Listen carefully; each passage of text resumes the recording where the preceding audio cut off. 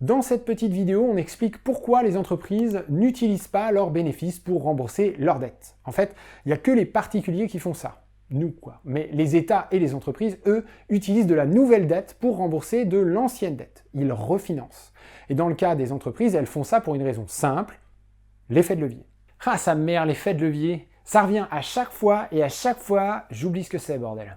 Et bien c'est pour ça qu'on fait cette vidéo. Alors imagine une entreprise qui possède des usines, des outils, des bureaux, dont la valeur est estimée à 200 €. On va dire que sur ces 200 €, la moitié a pu être financée grâce à de l'argent appartenant aux actionnaires, aux proprios de l'entreprise.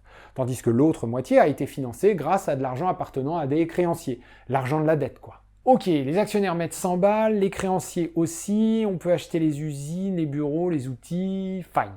Ouais, alors, c'est pas exactement les actionnaires mettent 100 balles, parce que une partie des possessions de l'entreprise a pu être acquise grâce à des bénéfices.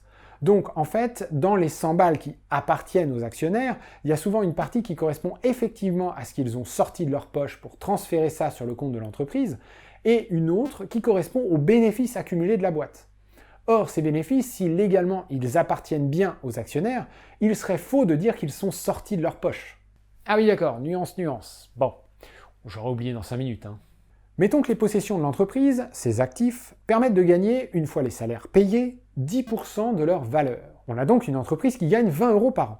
Maintenant, imaginons que la dette de 100 € nécessite un paiement d'intérêt de 5%. On se retrouve avec 20 balles moins 5 balles, il en reste 15 pour les actionnaires. Or, 15 € divisé par les 100 € qui leur appartiennent, ça donne un rendement de 15%. Ouais, ok. Maintenant, je prends une autre entreprise qui possède le même genre d'actifs, mais qui n'a aucune dette. L'entreprise gagne toujours 20 € par an, mais cette fois, pas d'intérêt à payer. L'ensemble de la somme revient aux actionnaires. Tu me calcules le rendement ? Eh ben 20 € divisé par 200, cette fois-ci, ça fait... Ah merde, ça fait que 10%. Et voilà, meilleur rendement pour les actionnaires quand l'entreprise est endettée.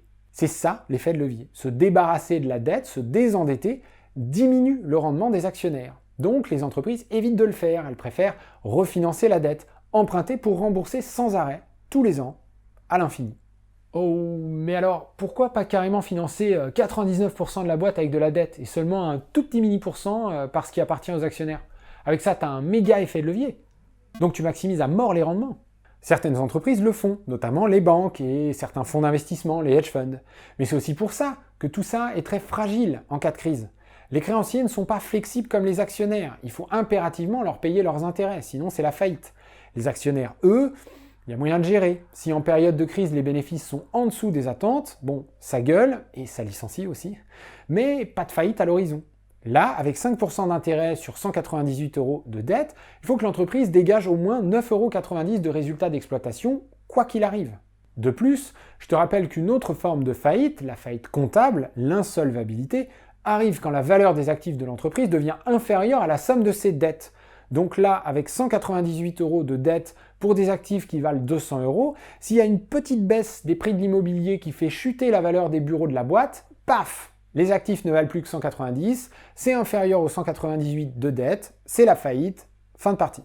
Ok, donc en fait l'effet de levier c'est cool, mais faut faire gaffe quand même. Ben c'est un bon résumé.